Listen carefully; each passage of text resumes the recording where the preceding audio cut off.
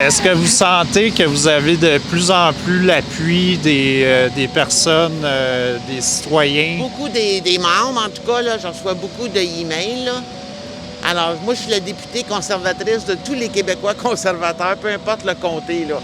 Alors, j'aime ça me donne des bons feedbacks, beaucoup d'idées sur les questions à poser. Mais là, ma prochaine question, ça va être le 28 octobre. C'est loin, ça, là.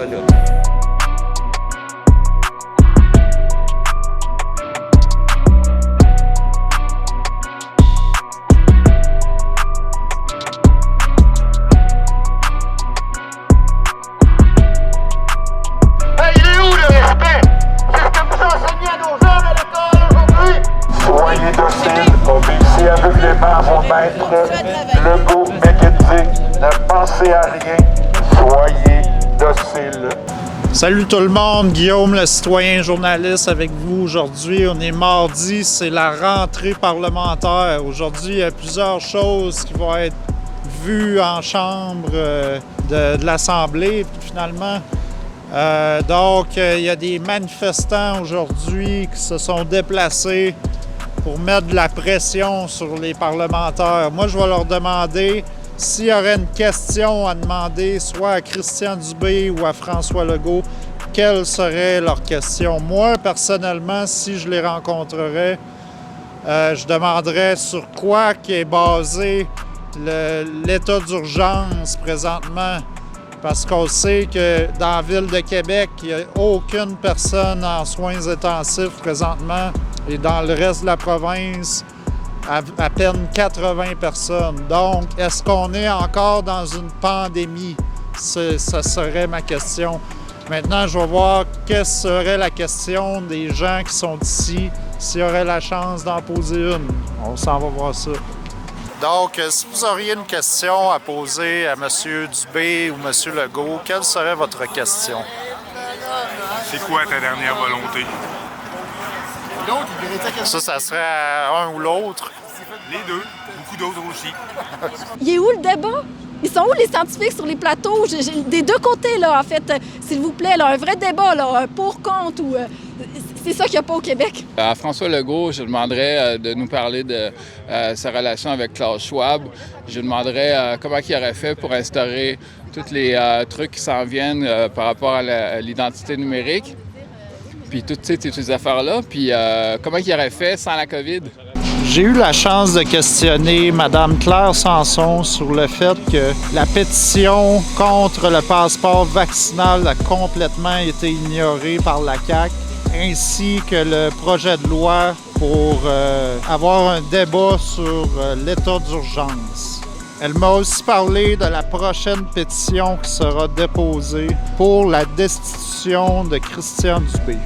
La pétition de la commission des institutions publiques n'a pas voulu la recevoir. Les caquistes ont voté contre son adhésion, qu'on l'aborde, qu'on fasse venir des spécialistes, puis tout ça, ils ont refusé. Le projet de loi, lui, d'après ce que j'ai lu, ils vont le rappeler cet après-midi. OK. Et là, il y a une autre pétition. Un jour, je ne le sais pas, là. Et là, la nouvelle étape, c'est la pétition pour la destitution de M. Dubé, c'est ça? Bien, on va voir ce que ça va donner. Elle n'est pas déposée sur le site de l'Assemblée nationale, donc elle n'est pas conforme. Je ne sais pas, je vais discuter de ça avec Éric cet après-midi, là, quand il va arriver, là. Puis est-ce que vous sentez que vous avez de plus en plus l'appui des personnes, des citoyens? Beaucoup des membres, en tout cas, là, je reçois beaucoup de emails, là. Alors, moi, je suis la députée conservatrice de tous les Québécois conservateurs, peu importe le comté, là. Alors, j'aime ça me donne des bons feedbacks, beaucoup d'idées sur les questions à poser. Mais là, ma prochaine question, ça va être le 28 octobre. C'est loin, ça, là. Alors, vous avez le droit, là, de poser. Oui, mais j'en ai 2 par mois, à peu près. Pas beaucoup, là. Madame Sanson, trouvez-vous normal que notre ministre dise que... Notre premier ministre nous dise de se tenir loin des infirmières non vaccinées. Lui nous dit qu'il se tiendrait loin des infirmières non vaccinées. C'est ça qu'il dit. C'est son opinion. C'est pas brillant, là. Notre ministre qui dit ça, là. C'est pas fort, mais non, c'est pas fort. Il l'a dit. Qu'est-ce que vous voulez que je vous dise?